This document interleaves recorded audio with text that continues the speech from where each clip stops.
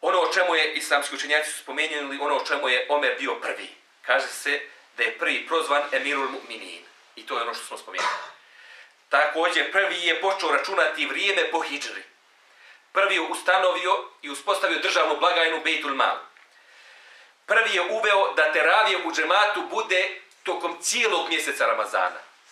Jer za vrijeme poslanika sallallahu alejhi ve sellem teravija u džematu je bila povremeno. Pa je poslanik sallallahu alejhi ve sellem brinući se i bojeći se da ne postane to obaveza muslimanima da klanjaju teraviju kao i propisane namaze, da klanjaju teraviju u džematu, ostavio to. Nije klanjao kompletan Ramazan. Ebu Bekr se držao tog suneta. Međutim, Omer je smatrao da više ne postoji opasnost da će to postati obaveza za muslimana. Poslanik je umro, nema više. Šerijat je stavljena tačka po pitanju šerijata. I uveo je da uvijek bude u tokom mjeseca Ramazana svakoj večeri teravio namaz u džematu. Zatim, kaže se da je prvi koji je noću hodao ulicom svog grada i tražio ima li neko od potrebnih muslimana da mu pomogne. Od potrebnih građana Medina kako bi im pomogao. Prvi je oformio kabinete, odnosno ove divane o kojima smo spominjali. Zatim, prvi je izvršio popis stanovništva. Prvi je preko luke Ila dopremio hranu iz Egipta. Jer hrana je za Hidžaz bila dopremana iz Jemena i iz Šama. A morem su bili odvojeni od Egipta. Nije bilo nimalo jednostavno. Iako je Egipat bio jako plodan i dan danas je. Tako da je on prvi koji je preko luke uspio hrana da dolazi iz Egipta. Zatim kaže, prvi je koji u velikim mjestima odredio da svako veliko muslimansko mjesto ima svog kadiju. Prvi je osnovao velike centre Kufu, Basru, Džeziru, Šam, Kairu i Mosul.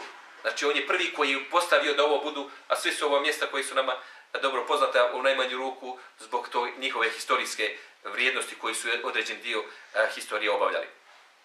Kaže, prvi je navečer osvijetlio džamije. I kaže, to je ono kad je Alija radijallahu ta'ala anhu prolazio je jednom pored džamije, pored mesdžida, pa je vidio da gore svijeće. Sjetio se Omera radijallahu ta'ala. I kaže, dovio Allahu, tada je Omer bio već preselio, dovio Allahu da nagradi Omera, kaže, on nam je osvijetlio naše mesdžide. On nam je osvjetljavao naše mesdžide.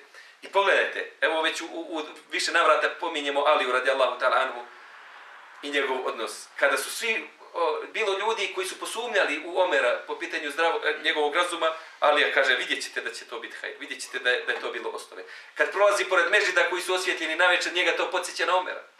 Znači, to su ljudi koji su se međusobno voljeli, to su ljudi koji su se međusobno poštovali. I to bi trebalo da rade i šije, da vole Omera, kao što je volio Alija radijallahu ta'ala anhu. A sad ćemo vidjeti, ako Bog da uskoro kad dođemo i do Alije, kako je on svojoj djeci dao imena. Pa Omer mu je bio zet. To je ono što smo već spominjali.